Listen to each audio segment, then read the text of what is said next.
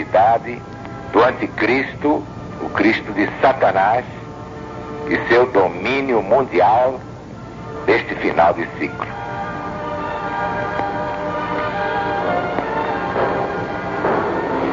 Livro do profeta Daniel, capítulo 7º, exatamente como se encontra no livro do presidente da LBV, Mensagem de Jesus para os Sobreviventes. Capítulo 7º de Daniel. Depois disto, eu continuava olhando nas minhas visões da noite, e eis aqui o quarto animal terrível, espantoso e sobremodo forte, o qual tinha grande dente de ferro, e ele devorava e fazia em pedaços, e pisava aos pés o que sobejava. Era diferente de todos os animais que apareceram antes dele, e tinha 10 chifres. Estando eu a observar os chifres, eis que entre eles subiu outro pequeno, diante do qual 3 dos primeiros chifres foram arrancados. E eis que neste chifre havia olhos como os de homem, e uma boca que falava com insolência.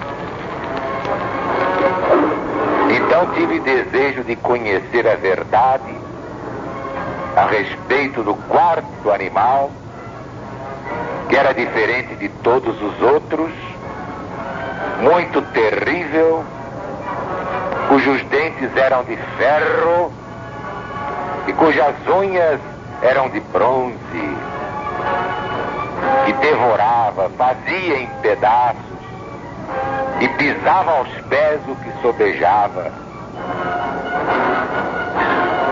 E também dos 10 chifres que tinha na cabeça, e do outro chifre que subiu, e diante do qual caíram 3, daquele chifre que tinha olhos e uma boca que falava com insolência, e parecia mais forte que os seus companheiros. Eu olhava, e eis que este chifre fazia guerra contra os santos e prevalecia contra eles.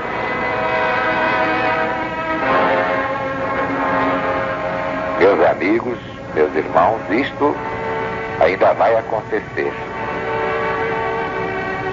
E quem vai prevalecer contra os santos de Deus, os escolhidos, não é o quarto animal, terrível, espantoso, sobremodo forte, com dentes de ferro e unhas de bronze, que devorava e fazia em pedaços, pisando aos pés o que sobejasse.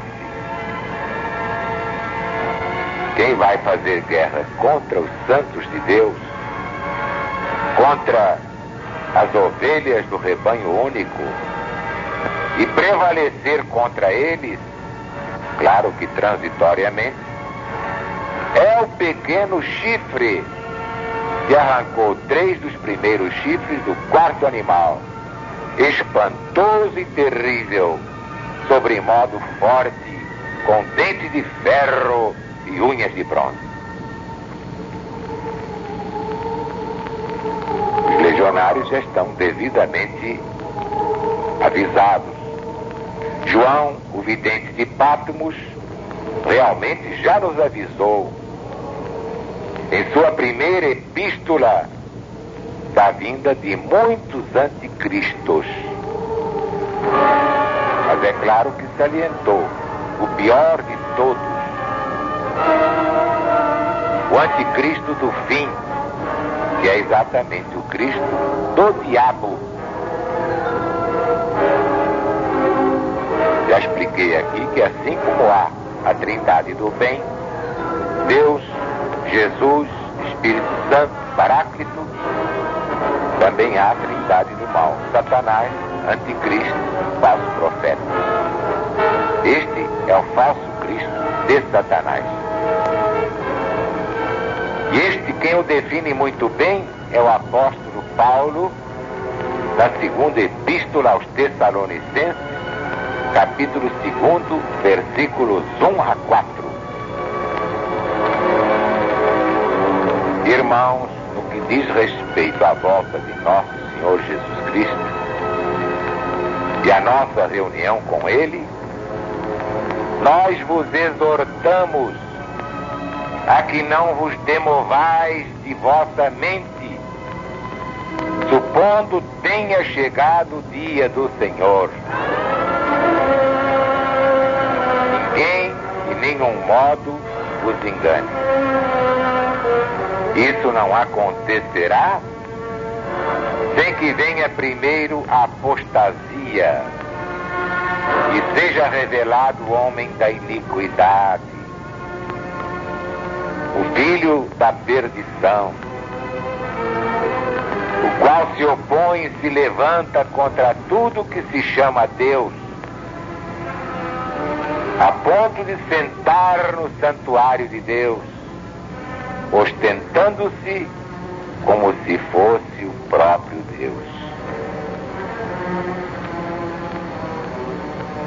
Ninguém diria melhor.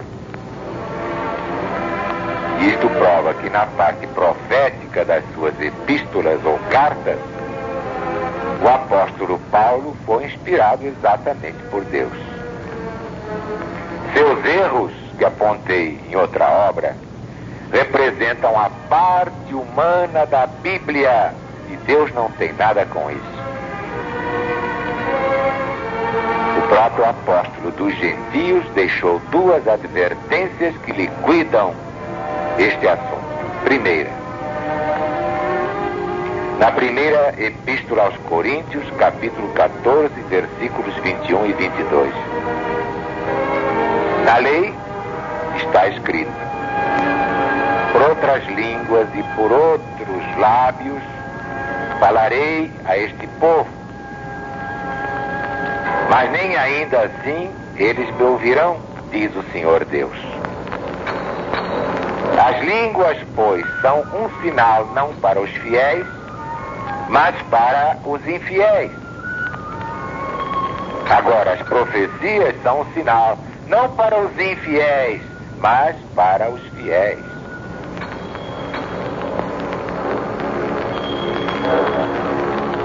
Profundíssimo, só podia ser de Deus.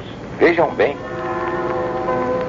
As profecias são um sinal não para os infiéis, mas para os fiéis. Segunda advertência de Paulo apóstolo. Segunda a Timóteo, capítulo 3, versículos 16 e 17. Toda escritura divinamente inspirada é útil para ensinar, para repreender, para corrigir, para formar na justiça, a fim de que o homem de Deus seja perfeito, apto para toda obra boa. Ouviram com atenção? Toda, isto é, qualquer escritura, porque não está escrito aqui toda a escritura, toda a Bíblia. Aí seria irremediável, seria a Bíblia toda. Mas não. Toda escritura, toda sem o a escritura, senão seria toda ela de Deus, mas não. Toda escritura, qualquer escritura divinamente inspirada é útil para ensinar, para repreender, para corrigir, para formar na justiça, a fim de que o homem de Deus seja perfeito e apto para toda obra boa. Então está aqui bem claro, não é toda a escritura. O que é de Deus é a parte profética. Os profetas foram apenas médiuns psicógrafos. Nem eles sabiam o que estavam profetizando. Por quê? Porque a profecia não era deles, era de Deus. Como quando Jesus diz: Aru, escreve aí. Eu escrevo e depois é que vou saber o que é que ele quer. Não, nós somos meros e ordinários instrumentos, nada mais que isso. Aí está o valor da pregação da LBV, que faz este discernimento fundamental. Há a parte divina da Bíblia, essa é eterna, e a parte humana da Bíblia. Deus não tem nada com isso. A parte profética, a divina, é infalível, porque vem de Deus. Agora a parte humana está cheia de fantasias, porcarias, como todas as coisas que saem da cabeça do homem. O homem tem fantasias, porcarias, não poderia deixar de tê-las na própria Bíblia. Mas Santo Agostinho, referindo-se à Bíblia, afirmou que é uma espécie de impiedade não ler aquilo que por nós e para nós escreveu a mão do próprio Deus. Coitado de Santo Agostinho, enganou-se redondamente. Deus não escreveu a parte humana da Bíblia, escreveu a parte divina, mas não a parte humana, que do contrário nem eu acreditaria em Deus.